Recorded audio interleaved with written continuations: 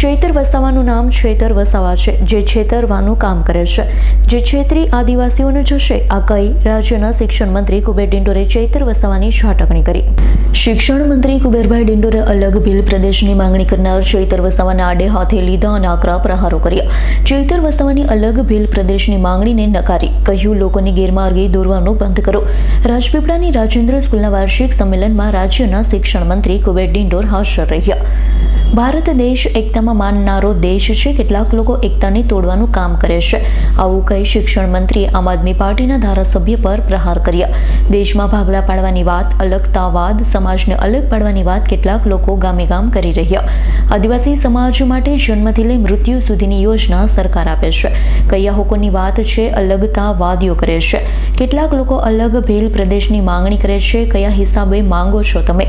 કોંગ્રેસની સરકારમાં કેટલાક નેતાએ અલગ ભીલ પ્રદેશની માંગણી કરી, ભીલના પ્રદેશોને મુદ્દો ડબ્બામાં મૂકી દીધો હતો। ચૈતર વસાવા આ છેતરાવાનું નામ ભ્રમિત કરવાનું નામ છે, લોકોને છેતરવા ફરી મુદ્દો ઉછાળે છે। ભીલ પ્રદેશ બનાવવું હોય તો અમે અને મનસુખભાઈ ભેગા થઈ મોદી સાહેબને રજૂઆત કરીએ તો કાલે કરી દઈએ, પણ અલગ ભીલ પ્રદેશ બનાવીને ચલાવવાનું કેવી રીતે, રેવન્યુ જનરેટ કેવી રીતે કરવાનું? હાલ તો મંત્રી અને ધારાસભ્ય આમને સામને આવ્યા। સરકાર જો આવનારા દિવસોમાં આદિવાસીઓનો વિકાસ નહીં કરશે તો અમે આગેવાની લેવા માટે તૈયાર છે। તમારા સહકાર અને આશીર્વાદની જરૂર છે। આવનારા દિવસોમાં દેશનું 29મું રાજ્ય આપણે બનાવીશું। આવનારા દિવસોમાં દેશનું 29મું રાજ્ય ભીલ પ્રદેશ બનશે। એની રાજધાની અમે કેવડિયા બનાવીને રહીશું। કોઈના બાપની તાકાત નથી કે અમને રોકે।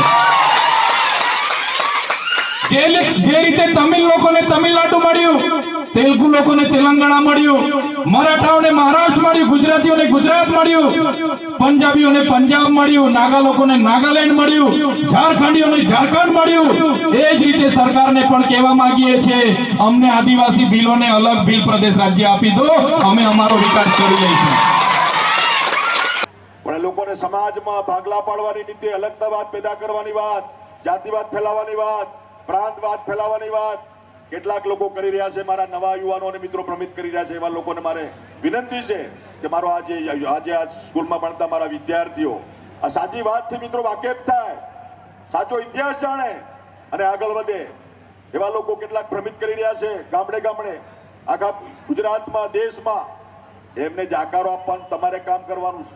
શેની વાત કરો છો તમે? આદિવાસી એકતાની વાત। એવા લોકોને જાકારો આપવાનું મિત્રો કામ, નવા યુવાનો ભ્રમિત થઈ જાય છે, વાતમાં આવી જાય છે।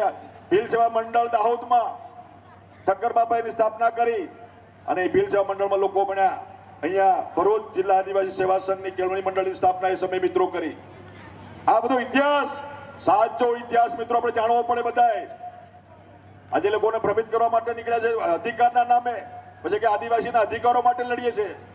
કયા અધિકારોની વાત કરો છો ભાઈ તમે? કયા અધિકાર બાકી રહ્યા? આજે જન્મથી લઈને મૃત્યુ સુધીની યોજનાઓ આપણા મોદી સાહેબે મિત્રો જાહેર કરી છે। બધો જ લાભ મિત્રો આપણને મળી રહ્યો છે। આપણા રાજનીતિમાં પણ આપણા અનામતનો પૂરેપૂરો મિત્રો અમલ થઈ રહ્યો છે।